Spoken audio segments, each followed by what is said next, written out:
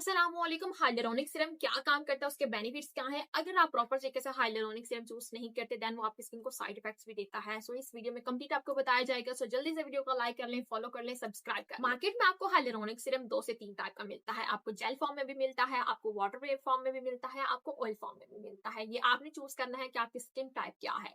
अगर आपकी बहुत ज्यादा ऑयली स्किन है देन आपको वाटर फॉर्म में जाना चाहिए। अगर आपकी बहुत ज्यादा ड्राई स्किन है, सेंसिटिव स्किन है, देन आपको क्रीम फॉर्म में भी जाना चाहिए या फिर आपको ऑयल फॉर्म में भी जाना चाहिए। लेकिन ज्यादातर हाइलुरोनिक सीरम होते हैं वाटर बेस में होते हैं। सो इतनी ज्यादा स्ट्रेस लेने की आपको नीड नहीं है। मैं आपको रिकमेंड करूंगी लास्ट पर कि आपको कौन सा हाइलुरोनिक सीरम अप्लाई करना चाहिए। नंबर 1 पर हम बात करते हैं कि हाइलुरोनिक सीरम के कौन कौन से बेनिफिट्स होते हैं। हाइलुरोनिक सीरम बेसिकली स्किन को डीपली हाइड्रेट करता है। अगर आप हाइलुरोनिक सीरम को अप्लाई करते हैं तो वो स्किन के अंदर डीपली चला जाता है, प्लम्प करता है एंड स्किन को मॉइस्चराइज रखता है।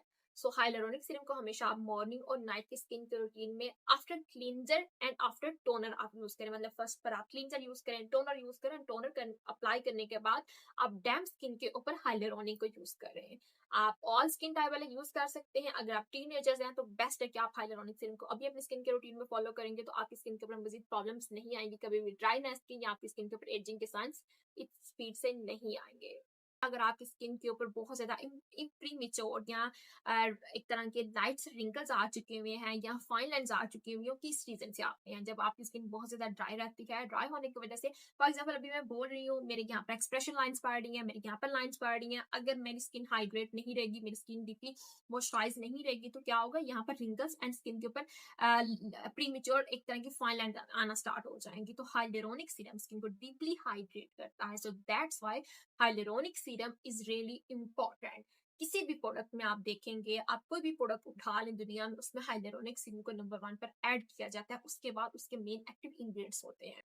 जितनी भी स्किन डैमेज होती है उसके रिपेयर करता है, स्किन को प्लम्प रखता है, इन्वायरमेंट की डैमेज को कंट्रोल करता है और साथ ही साथ हमारे स्किन बैरियर्स के ऊपर काम करता है। फॉर एग्जाम्पल के तौर पर आपकी स्किन के ऊपर एक्नी है, आपकी स्किन के ऊपर पिगमेंटेशन है, स्किन सेंसिटिव हो चुकी हुई है, किसी तरह का रिएक्शन आ चुका हुआ है, तो हाइलुरोनिक सीरम क्या काम करेगा? हाइलुरोनिक सीरम हमारे जो स्किन बैरियर्स हो रहे हैं, जिनके ऊपर ये सब कुछ हो रहा है, उनको प्रोटेक्ट करेगा, उनकी स्ट्रेंथ में हेल्प करेगा, ताकि अगर हमारे स्किन बैरियर्स ठीक हो जाएंगे तो आहिस्ता आहिस्ता हमारी स्किन के ऊपर जितनी भी प्रॉब्लम्स हैं, जितनी भी एक तरह की इश्यूज चल रहे हैं, वो आहिस्ता आहिस्ता स्किन बैरियर्स के साथ साथ वो भी रिपेयर होना स्टार्ट हो जाएंगे। So that's why hyaluronic serum को कोशिश करें कि अच्छा हाइलुरोनिक सीरम चूज करें और अपनी स्किन के अकॉर्डिंग यूज किया। नंबर 4 पर हाइलुरोनिक सीरम को जिनकी स्किन बहुत ज्यादा रुसासिया या ऐसी रेड हो जाती है पाकिस्तानी ब्लीचिंग क्रीम्स अप्लाई करने से या ऐसी कोई प्रोडक्ट अप्लाई करने से जिससे आपकी स्किन डैमेज हो चुकी हुई है, आपकी स्किन रेड हो गई हुई है, स्किन के ऊपर एक तरह के हाथ लगाने से स्किन दर्द करती है, तो हम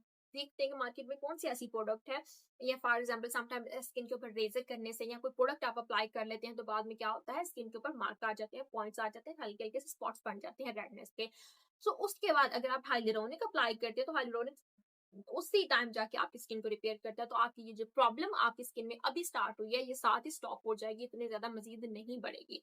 दैट्स वाई आप कोई भी ट्रीटमेंट करवाते हैं, आप लाइक माइक्रोनेडलिंग करवाते हैं या आप किसी भी तरह का हाइड्रा फेशियल करवाते हैं, आप किसी भी तरह का पीआरपी करवाते हैं, तो अब ज्यादातर हम रिकमेंड करते हैं कि उसको 24 घंटे गुजरने दें उस ट्रीटमेंट को। उसके बाद जस्ट वन एसिड आप यूज कर सकते हैं, वो है हाइलुरोनिक सीरम के, जो कि आपकी स्किन के ऊपर इन सभी ट्रीटमेंट्स को कंट्रोल करता है, इन सभी ट्रीटमेंट्स को हीलिंग में हेल्प करता है, इन सभी ट्रीटमेंट्स को बेटर रिजल्ट्स में हेल्प करता है। So that's why hyaluronic serum is really important. So last पर हाइलुरोनिक सीरम आपको कौन सा चूज करना चाहिए?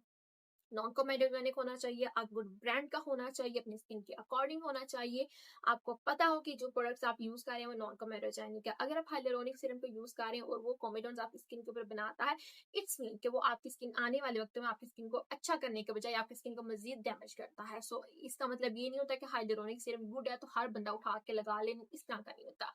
टीनेजर्स को मैं रिकमेंड करती हूँ कि अगर आपकी स्किन ठीक है, किसी भी तरह की कोई प्रॉब्लम नहीं है, आप मॉर्निंग में फेस वॉश करें, उसके बाद हाइलुरोनिक सीरम अप्लाई करें, देन आप सन ब्लॉक लगा लें, रात के टाइम आप फेस वॉश करें, हाइलुरोनिक सीरम अप्लाई करें, उसके बाद आप विटामिन सी अप्लाई कर लें।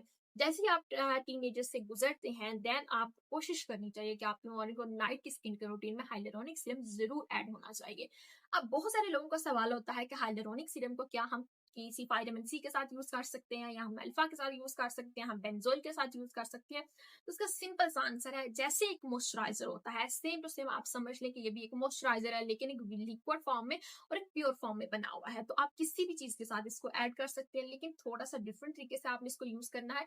आपने after face wash, after toner, on damp skin पर आपने इसको अप्लाई करना है। कभी भी आपने इसको ड्राई स्किन के ऊपर अप्लाई नहीं करना है, कभी भी आपने आफ्टर मेन एक्टिव्स के आपने इसको यूज नहीं करना। पहले नंबर पर फेस वॉश करने के बाद, टोनर अप्लाई करने के बाद जब हमारी स्किन डैम्प स्किन होती है, तो हमारी स्किन के अंदर ये डीपली तौर पर पेनिट्रेट हो जाता है, और जितना ये डीपली स्किन के अंदर जाता है, उतना ही ये स्किन को मजीद नरिश करता है, मजीद स्किन को मॉइस्चराइज करता है, मजीद स्किन के बैरियर्स के ऊपर काम करता है। फॉर एग्जाम्पल, अगर मेरी स्किन है ये बहुत ज्यादा डैमेज हो चुकी हुई है, अगर मैं इसको विटामिन सी डायरेक्ट अप्लाई करूंगी, मे बी ये मेरी स्किन को मजीद इरिटेट करें, मजीद मेरी स्किन को रेडनेस में हेल्प करे, या मजीद मेरी स्किन को डैमेज करे। जब मैं इसके ऊपर हाइलुरोनिक अप्लाई करूंगी, तो हाइलुरोनिक सबसे पहले नीचे जाके एक लेयर बना देगा हाइड्रेशन की, और उसके बाद जब मैं विटामिन सी अप्लाई करूंगी, तो ये विटामिन सी उस हिसाब से रिएक्ट नहीं करेगा, उस हिसाब से रिएक्शन नहीं देगा अगर गलत रिएक्शन हुए हमारे स्किन को।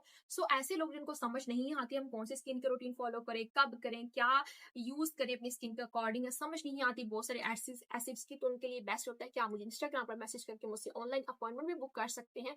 आई एम प्रोफेशनल डर्मास्थेटिक, तो जिसमें आपकी मॉर्निंग और नाइट वीकली स्किन के रूटीन प्लस मल्टीविटामिन्स आपको रिकमेंड किए जाएंगे, आपकी एज ग्रुप को लेकर, आपकी स्किन टाइप को लेकर प्रॉपर तरीके से आपको गाइड किया जाएगा। सो आई होप कि आपको मेरी वीडियो अच्छी लगी है, एंड आप इंस्टाग्राम पर मुझसे राब्ता कर सकते हैं। सो लाइक कर दें, फॉलो कर दें एंड सब्सक्राइब कर दें।